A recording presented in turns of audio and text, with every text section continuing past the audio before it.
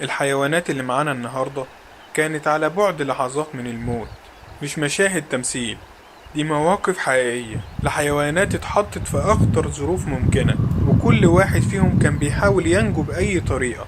بس الغريب إن في لحظات اليأس دي بعض الحيوانات قدرت تتواصل مع البشر وطلبت المساعدة بطريقتها الخاصة.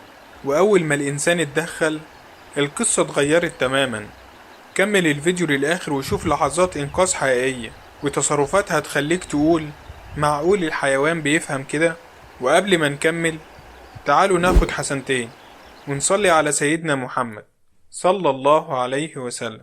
أنا عبد من قناة عين الحياة، اعمل اشتراك وفعل الجرس. عاوزين نوصل الفيديو ده ل1000 لايك.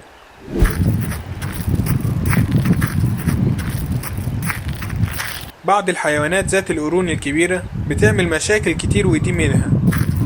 شبكوا مع بعض لكن الراجل ده هيساعدهم ويفكهم من بعض.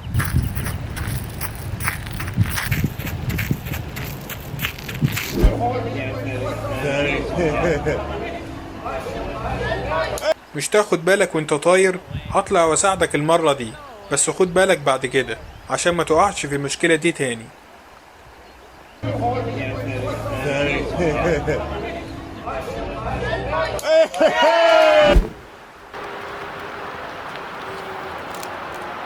الراجل ده وهو شغال لقى عش طيور فوق الأسلاك. ساب الشغل وخد العش لمكان أمان، ومش بس كده، ده كمان قعد وأكلهم.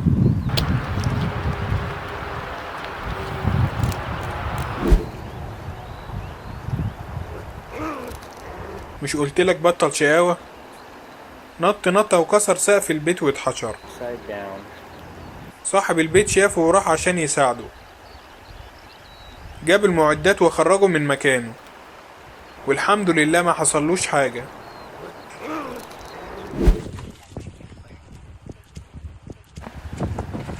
الغزالة الأم فرحانة برجوع بنتها من تاني بعد لما نطت تحت ومش عارفة ترجع، لكن العمال دول ساعدوها ورجعوها لأمها من تاني.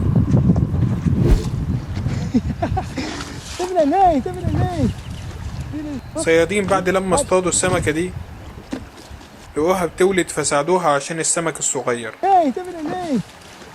تفتكر ده صدفة ولا هي دخلت جوه الشباك بالقصد؟ قولي رأيك في التعليقات.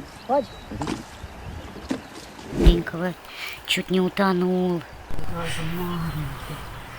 طبعا عارفين ان الطيور لما بتقع في المية ما بتقدرش تطير في نفس الوقت، Вот наш утопленник. عشان كده الراجل ده ساعده عشان يقدر يطير مرة تانية.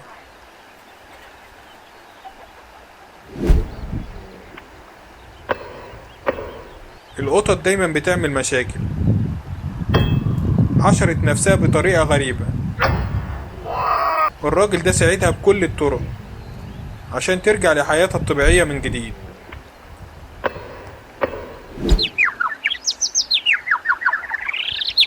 ألطف الكائنات هي العصافير. طبعا أول لما شفت العصفورة دي أخدتها ونضفتها وأكلتها كمان، ومن ساعتها العصفورة راشقة في المكان ومش عايزة تمشي خالص.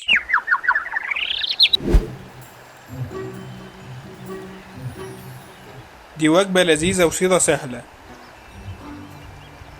إنما الراجل ده ساعدها ورجعها للمية مرة تانية.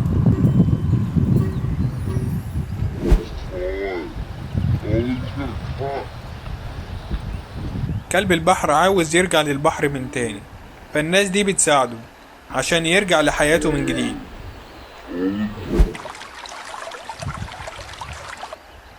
أنا عارف إنها ساقعة قوي، لكن ما تقلقش، أنا جاي أساعدك ومش هسيبك.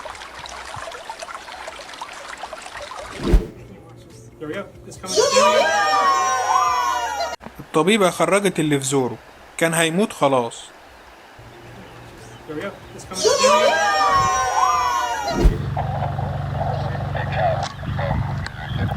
في استراليا الكائن ده شرب ازازتين مية ولسه عاوز تاني، شكله عطشان قوي.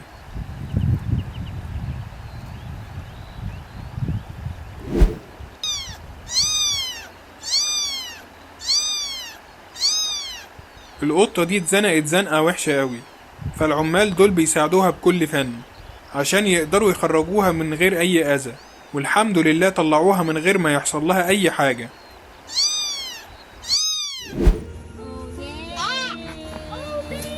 الغزالة وقعت في البلاعة، والراجل ده طلعها وأخذها معاه البيت، وكمان شربها لبن وأكلها، وبعدين رجعها لأمها، وعاشت حياتها سعيدة زي الأول.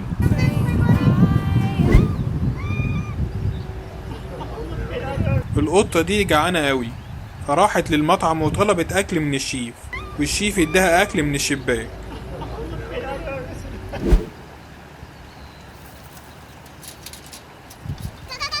الطائر ده اتعلق في السلك الخطأ، والست دي ساعدته عشان يرجع يطير من تاني.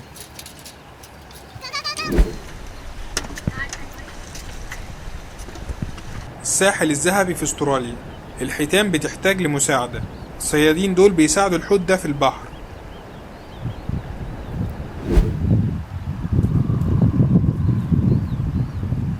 الطائر ده منقاره اتكسر، فالناس دي عملت له منقار تاني بدل اللي اتكسر، وكمل حياته طبيعي جدا.